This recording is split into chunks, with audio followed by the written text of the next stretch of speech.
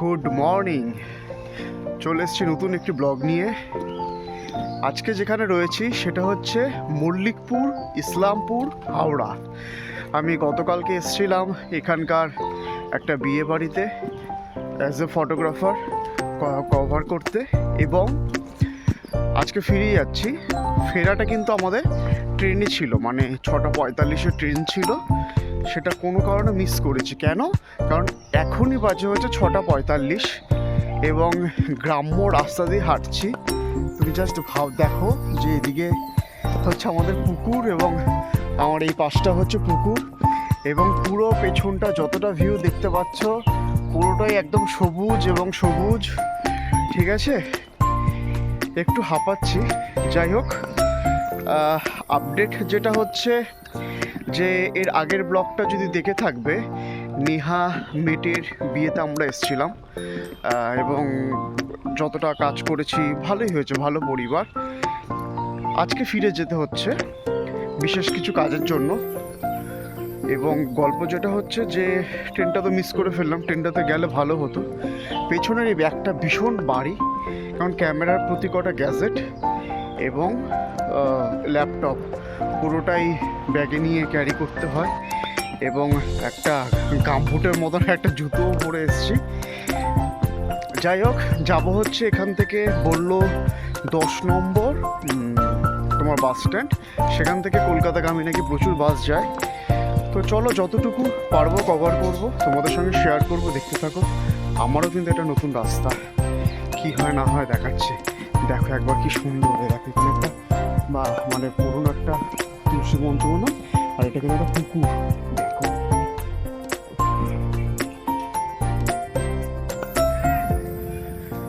তো ঠিক আছে, চলো দেখি আগে কি দেখাতে পারি তোমাদের। চলে এসেছি হচ্ছে বিল্লা, মানে এক্সাইট মোড়ের সামনাসামনি। ওখান থেকে একটা বাস পেয়ে গেছিলাম।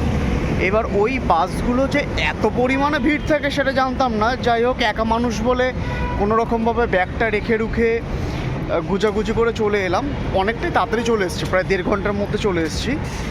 এবং আমি এখান থেকে যাবো হচ্ছে তোমার লেক টাউনের ফ্ল্যাটে। এবং লেক টাউনের ফ্ল্যাটে যেতে গেলে যেটা ভাবছি যে এখান থেকে চলে যাই হচ্ছে ময়দান মেট্রো স্টেশন।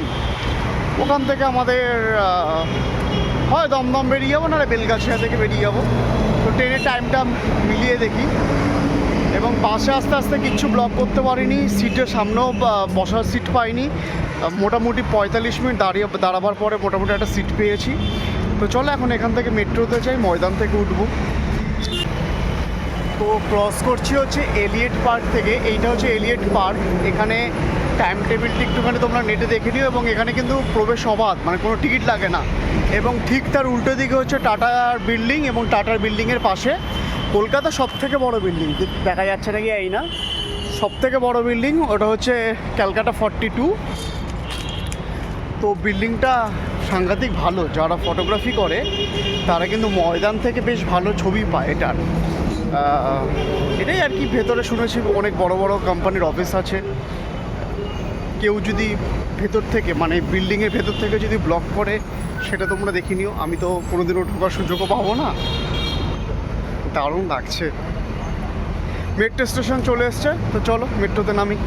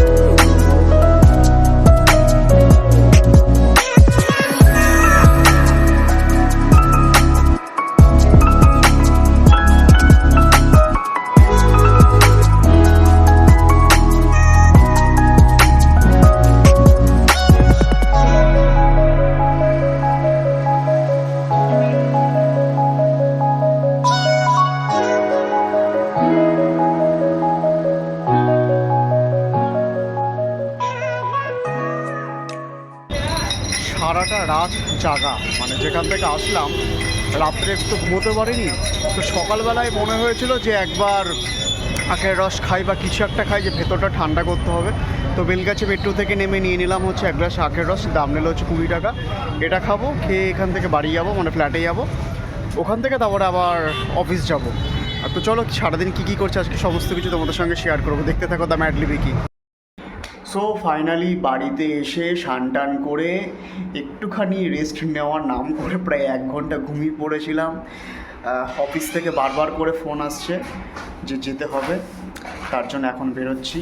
আর এদিক থেকে হচ্ছে আমাদের দুষ্টু চলে এসছে, আর ওকে হচ্ছে মাসি ফোন করেছে। মাসি, যদি ব্লগটা দেখিস তাহলে এইমাত্র যে তুই আমাকে যেটা বলে ফোনটা রাখলি, ওই তারপরে যে তুই ফোনটা করলি ওই ফোনটা, তখনই ব্লগ শ্যুটটা করছি।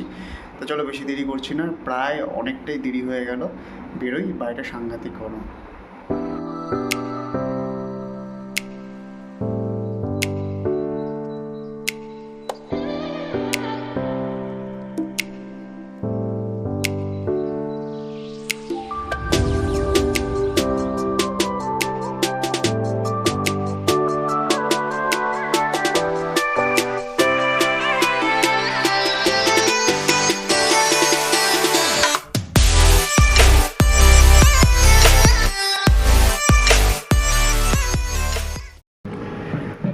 তো চলে এসেছি অফিসে। আজকে ইচ্ছে করেই দেরি করে আসলাম, শরীর কিন্তু একদমই দিচ্ছে না। প্রায় ছুটি হওয়ার সময়, আমাদের অফিস ছুটি হয়েছে রাত্রি 8টায়, এখন বাজে প্রায় 7:30, এবং বাইরে তোমার কাউন্টিং শুরু হয়ে গেছে, যেগুলো আর কি ক্লোজিংয়ে যেই পেপার ওয়ার্কগুলো হয় সেগুলো শুরু হয়ে গেছে।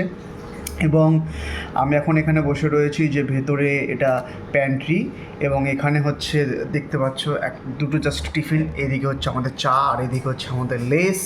হ্যাঁ, এই দুটো নিয়ে আমি অন্তত টিফিন করব, কেউ টিফিন করছে, কেউ বাড়ির থেকে নিয়ে এসছে। এবং আমাদের এখানে রয়েছে আমাদের সায়ন্তন বাবু। আমাদের অফিসে বেসিন নেই, আমাদের এখানে বাসন মাজতে হয় বালতির মধ্যে। আমরা অনেকগুলি সমস্যার মধ্যে একের থেকে সেই সমাধান, মানে সমস্যার সমাধানগুলো কী করে করব সেই সমস্ত নিয়ে অফিসগুলো চড়ে। একদিকে খুব ভালো যে আমাদের অফিসে মানে মানুষজন কম, মানে খুব কম ইউনিট নিয়ে কাজ করা যায়। মানে অফিসটা তো অনেকটা বড়, কিন্তু আমাদের ইউনিট কম, কিন্তু সেই ইউনিটের মধ্যে যতজন রয়েছে সবাই খুব মানে মিশুকে মানুষ, সবাই খুব ভালো মানুষ। আমাদের ম্যানেজারবাবু খুব ভালো, আজকে ছুটিতে রয়েছে। এবং আমাদের এখানে সবথেকে প্রিয়, মানে কিছুক্ষণ আগে আলোচনা করা হচ্ছিল যে আমাদের সালাউদ্দিন ভাই রয়েছে, তা সে জাতে হচ্ছে মুসলমান এবং সে রোজা রেখেছে। তো আমরা চেষ্টা করছি যে আগামী 2-1 দিনের মধ্যে আমরা অফিসে হয়তো ওর রোজা ভাঙার জন্য যেই ইফতার যেটাকে বলা হয়, ওর সাথে সাথে আমরাও করবো। যদি প্ল্যানটা সাকসেসফুল হয় অবশ্যই তোমাদের সঙ্গে শেয়ার করব। তো এখন বেশি কথা বলছি না, এখানে পেপার ওয়ার্কের দিকে যেতে হবে। তো কফিটা শেষ করি, সাথে চিপস দিয়ে। দেখতে থাকো। আজকে তো খুব একটা বেশি দেখাতে পারলাম না, নিজেই বক বক করে গেলাম। দেখি যদি সায়ন্তনবাবু কিছু বলুন। হাই বন্ধুরা, আমার একটা ইউটিউব চ্যানেল আছে যোগ সাধনা নামে, ঠিক আছে? আপনারা ফেসবুকও পেজ রয়েছে, ফেসবুকেও পেজ আছে, একই নাম যোগ সাধনা। আমাকে ফেসবুকে ফলো করতে পারেন, সায়ন্তন ঘোষ আমার নাম। আর আমার পেজের নাম হচ্ছে যোগ সাধনা, ইউটিউব পেজের নামও তাই, চ্যানেলের নাম। আমি এই দুটো জিনিসই নিচে কিন্তু দিয়ে দেবো, তোমরা দেখতে পারো। ও খুব ভালো করে, এবং ওর পেজটাকেও লাইক করে দিও, চ্যানেলটাকে সাবস্ক্রাইব করে দিও, এবং আমার ভিডিও দেখে সবাই খুব ভালোভাবে শিখেও নিতে পারবে বাড়িতে বসে। একদম কোনো অসুবিধা হলে আমার নাম্বারও দিয়ে দেবো, দরকার পড়লে সেখানেও যোগাযোগ করে নিতে পারবেন, ঠিক আছে? তো ফ্রিতে আর কি প্রচার করে দিল। ঠিক আছে, চলো টিফিনটা করি। ওরও কিছু পেপার ওয়ার্ক রয়েছে বাইরে। এবং আমার ব্লগিংগুলো কেমন লাগে? খুব সুন্দর, আমি শুনেছি। এবং প্রত্যেকটা ব্লগে কথাগুলো খুব সুন্দর সুন্দর বলে, এবং খুব ভালোভাবে ফটোগ্রাফি এবং ভিডিওর উপরে খুব ভালো কাজও করে। সুন্দর চাকরি করছে, এটা হচ্ছে টাইম পাস। আমি আর সায়ন্তন গল্প করছিলাম, মানে কফিটা কেমন হয়েছে, কি হয়েছে, বা আমরা আর কি কি করতে পারি। তো হুট করে চলে এসছে দেখে আমাদের অফিসের সব থেকে বেশি পুচকি তো নম্বর তানিয়া। এবং তানিয়া, ওরও কিন্তু তোর ইউটিউব চ্যানেল রয়েছে না, ওটার নামটা কি বলে দে? তানিয়াস ওয়ার্ল্ড। হ্যাঁ, এবং ও হচ্ছে ক্রিয়েটিভ কিছু করে, নাচের, তাই তো? হ্যাঁ মানে ওই যেমন খুশি নাচো আর কি, ওটা তোমরাও দেখতে পারো, ওটাও দেখতে পারো। হ্যাঁ, আর ও হচ্ছে কিন্তু ওই হ্যালো গাইস করছে, হ্যালো গাইস তারপর বলে দে। হ্যাঁ, আর তানিয়াকে ভিডিওতে আনার একটাই কারণ হচ্ছে যে এই যে ক্লিপিংটা যেটা নিলাম এটা অবশ্যই আবার ব্লগিংয়ে যাবে। এই ব্লগিংয়ের স্পেশাল একটা মানুষ আছে, হ্যাঁ, তাকে নিয়ে পরে দেখবো। আপাতত বনু, আমাদের প্রিয় বনু, মানে পুচকির বনু, তাকে বলছি। বনু তুই দেখিস এবং চ্যানেলটাকে লাইক এবং সাবস্ক্রাইব করে দিস। তো চলো, বেশি গল্প বললাম না, প্রায় শেষের দিকে রয়েছে, তো তাড়াহুড়া চলছে, দেখতে থাকো দ্য ম্যাড ডিবিকি। Finally back to home. গতকালকের ব্লগ যারা দেখেছো, মানে আজকে 4 তারিখ, 3 তারিখে আমি ছিলাম হাওড়া আমতাতে, সারাটা রাত ঘুমোতে পারিনি নিহার বিয়ের কাজের জন্য। এবং তারপর আজকে ফিরে এসে অফিস গিয়ে অফিসের কাজ সেরে এদিক ওদিকের বেশ কিছু কাজ মিটিয়ে আলটিমেটলি ফিরেছি বাড়িতে। এবং বাড়িতে আসার পরে এখানে রয়েছে আমাদের অনেক দিন পর ম্যাডাম চলে এসেছে। এবং ম্যাডাম কি রান্না করছেন একটু বলে দিন। ডিমের তরকারি আর একটা চচ্চড়ি করেছি, আর সকালে ডাল ছিল ওটা করেছি। সাধারণ ওই অদ্রিজার ভাষায় ডাল ভাত কপালে হাত, সাথে ডিমটা হচ্ছে এক্সট্রা পাওনা। যাদের যাদের বাড়িতে আজকে রাত্রে, মানে যখনই যেখান থেকে ব্লগটা দেখো না কেন, এই কমেন্টটা কিন্তু অবশ্যই করো যদি রাত্রেবেলা ডাল ভাত খেয়ে থাকো। অদ্রিজা হিপি ফুডে শুধুমাত্র তোর জন্য করছি ডাল ভাত কপালে হাত, জাস্ট এইটুখানি কমেন্ট, তারপর দেখো। তো এইটা হচ্ছে একবার খুলে দেখিয়ে দে। একদম কালো কালো ডিমের ঝোল। তো চলো ব্লগটা আজকে এখানেই ইতি টানি, নতুন একটা ব্লগে আবার তোমাদের সঙ্গে শেয়ার করব। দেখতে থাকো দ্য ম্যাড ডিবিকি।